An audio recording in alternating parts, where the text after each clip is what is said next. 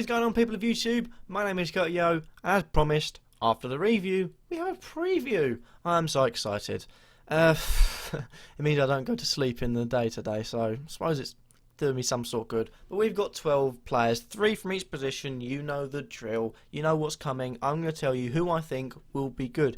And last week, despite all of my 14 selected players on the actual game not garnering any bonus points, a lot of my choices were correct. And, well, not correct, but good point scorers. So there's always that to work off. But we have got another game week to go on right now. I actually got the review out. I'm getting the preview out. Let's jump straight into things. First of all, you can see them on next to my screen. So if you want to just look at them and think, okay, well, without any reasoning, then go ahead. If you want the reasoning, then stay tuned for the video. So basically, first of all, we've got a goalkeeper from Spurs.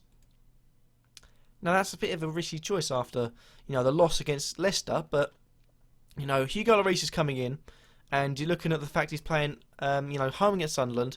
Although Sunderland scored 4 goals in their last away trip, I'm hoping they can shore the ship up, get a sturdy defence set in, not concede, not give them anything, play the Spurs way, and grab 3 or 4 goals and win by a clean sheet, which I'm hoping he'll do because Alderweireld is in my team, so hopefully he'll be getting a clean sheet for me. But I think Lloris has got a good chance of doing it this week, and definitely be looking to bring him in. 5.1 million. It's quite a bit of a bargain after them, considering he's only got 1 million. You're looking at Spurs clean sheets made 7, so that's not bad. Moving on from that, we have a keeper from Man City. Now, I said I'd stay away from the obvious choice. I feel like keepers is sort of a free-for-all because there's only 20 that can play each week, so you got to get it right. For me, Joe Hart, 5.5 million. Although it's expensive, it's worth it. You're looking at the fact that last few game weeks have done all right. Clean sheet against Leicester, clean sheet against Everton, unlucky against Watford.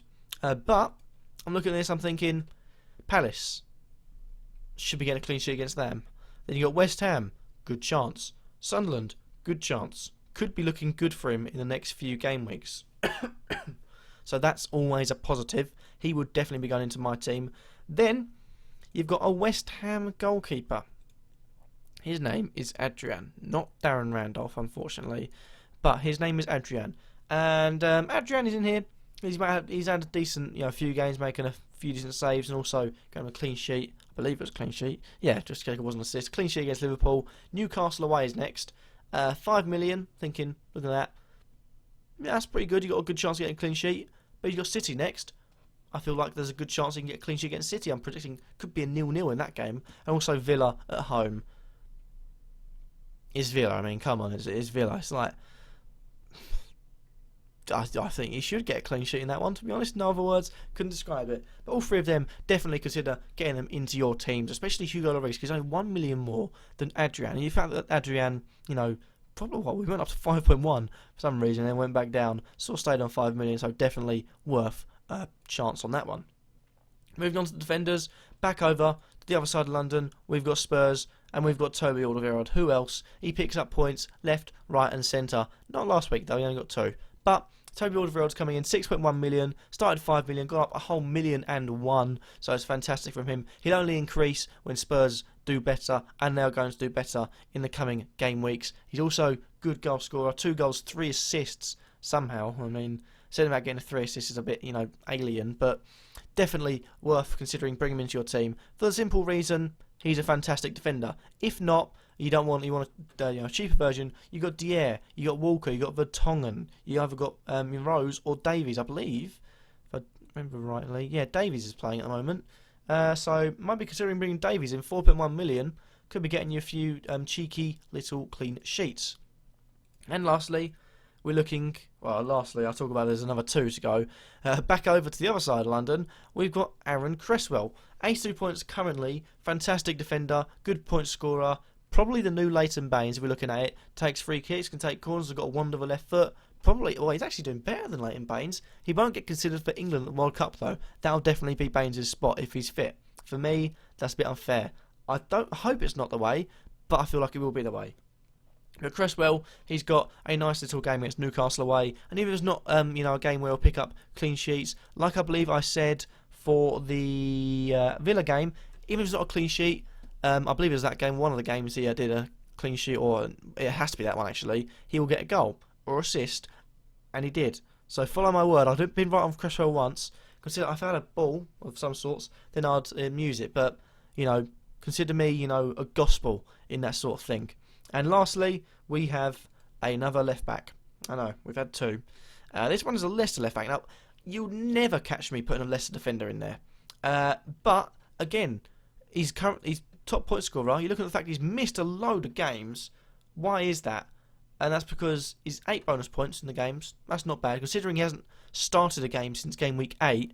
And you're probably looking at the fact he's can't really count them for 1 points. So I've looked at it thinking he's a good defender. They're grabbing a few clean sheets at the moment. You look at the last 3 games, they've grabbed 3 clean sheets. And the next game is against Aston Villa away. That could be a 4th clean sheet. You're looking at Stoke at home. Could be a 5th clean sheet. The possibilities are endless. And also, he's got a wonderful left foot. And I do love defenders with a wonderful left foot. He can whip those balls in there. He can assist. He could also try and maybe score. So he's definitely worth considering. For me, I'd definitely be bringing him in there. He was in the review for doing well in the last game week. Get him in. He looks like a good defender. Moving on to the midfielders now. We have, again, let's go back over to that side of London. Hopefully for the last time. And we have not got Payet. I'm not bringing Payet in there because I feel like that should be an obvious choice for people. Payet grabbing points because he's a fantastic midfielder. Look at the fact how many games he's missed in here. 86 points. That's one of the best totals, or around the best in the midfield, or in the game in general, probably of all the players. But I'm going for Mikel Antonio. 5.2 million. He's gone down from 6.2 to 5.2.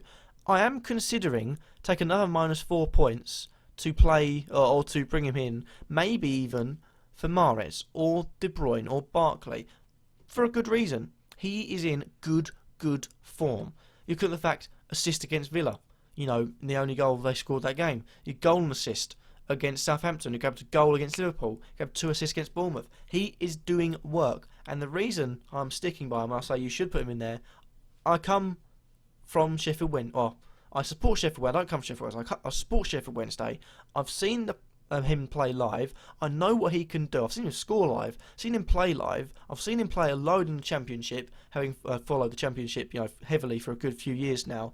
I know what he can do. He's brought it to the Premier League table. He's now showing he can do it, and that is good. So get him in there because he will become a star in the future. Mark my words. Here and now, you can make a quote of it, whatever. And Mikel Antonio will become a Premier League star and an English star in the next few years to come. Mark my words.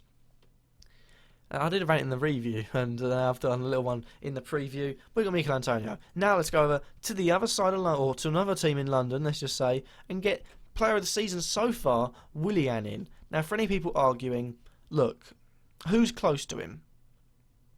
There's no one close to him. That's the point. You've got to look at the fact that you got Azpilicueta and then the outformed Costa. Azpilicueta has conceded a lot of goals. Willian, without his support, without Willian's support, Chelsea would not be in the position they're in now. They'd be much lower. And probably, you could say, in a relegation scrap. He's kept them out of that, and now they're reaping the rewards of it under new management who can actually manage a team, unlike Jose Mourinho, doing well. Another assist against West Brom, Everton, Arsenal and Watford coming up. All games where you think Willian could have an introductory, goal or assist earlier in the game, and also power on, grab a few more if he wants. So Willian, get him in there. 7.1 million, that's not bad. Considering he started on 7 million, went down 6.8. Whoever cashed in on 6.8, credit where credit's due. But 7.1 million, he'll start to really push on now, and hopefully you will put him in your team. Because again, if I had the money, I would. 7.1 million, 7 million. So he would be in my team. Put it that way. And lastly, we've got a City player. And again, I said I would stay away from the obvious ones. But De Bruyne's in there. And I feel like home against Palace, he's maybe not really that obvious. 27% for a pricey player isn't much. But Palace, West Ham, Sunderland. 3 games where you're thinking, could be getting a lot of points here. Should be getting a lot of points here. Will be getting a lot of points here. Get him in your teams. Basically, that's it. And then we've got the attackers. No more West Ham players, so we don't need to go back over to the other side of London. But we have got another Spurs player coming in there, so number 3 for Spurs. And, is, Clinton G. Don't really know what he's done. Grabbed an assist. Oh, okay. Yeah, I won't discredit him that much. But we got Harry Kane. Hasn't been scoring in the last 2 games. Everton and Leicester hasn't really made an impact. But Sunderland away, Palace away, Norwich away. Or Sunderland at home, Palace away, Norwich away. if you don't get any goals in there, Harry, I mean, come on, you can't just dip your form like this. He will be getting goals, at least in one of them, hopefully. But I'm saying get him in your teams. 9.9 million, definitely worth the money, considering he did start 9.5. He only got up 9.9. I wish I'd have got him 9.3 when he started scoring a lot, like that sort of phase. But I didn't. But I mean, he's in my team now, so get him in your teams. Now we are going over to Arsenal, where we've got Olivier Giroud. Now he is in fine form. People will constantly criticise him, and I'll constantly try and tell those people, if you don't find the target cannot do any work. As I said in the review, I'll say it quickly here, consider the target man as a target. If you don't find the target is not going to be used properly. That's how target men work in football. And if people say, oh, he's not doing much off the ball, he's not doing much of that. He is doing stuff off the ball, but people won't see it unless he wins the ball. And that's not really the striker. The striker won't win the ball every time. You're looking at, if you find the target is useful. If you don't, the target isn't useful. That is the way target men work. And that's the way Olivier Giroud works. But you should be getting him in your team. Simple reason, he'll bash out goals. And he's having fine performances left, right and centre. You're looking at the fact, how many goals has he scored this season? 12. 12 goals and, 2 assists. That's not too shabby. Not too shabby, Alonso, indeed. You could be ending with 20. This could be a 20-goal a season striker. And, he's not really done that bad at all. 11 goals, 16 goals, 14 goals. He's already done better than his first season. So he'll only get better from here. 20-goal season, definitely. So Giroud, get him in your team. Lastly, because I feel like I've rambled on a lot, we've got a Bournemouth striker. I said it last week, and I'll say it again.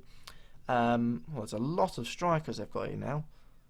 God, Graben. Oh, I thought he was at Norwich. Okay. Benik. Again, followed the Championship heavily for a few years now. He can do work. He is a very good striker. Can he do it at Premier League level? I believe so. And he's a bit like Callum Wilson. With Callum Wilson, still an unknown injury date, you got to look at Afobe and the fact that he can push on. He's got the pace. He's got the finishing, acumen. He scored loads of goals in Championship. He'll take that up to the Premier League, hopefully, and do the business. Like I said, if Ighalo suddenly fell out of form or got injured, he would be the man I turn to, Benik Afobe. That's how much I would entrust in him. But thank you guys for watching. Nonetheless, if you like this video, then leave a like. Let me think in the comments down below and subscribe if you feel like I'm worthy. And I'll catch you all in the next video. Hopefully, tomorrow might be a new series out. But thank you guys for watching, and peace.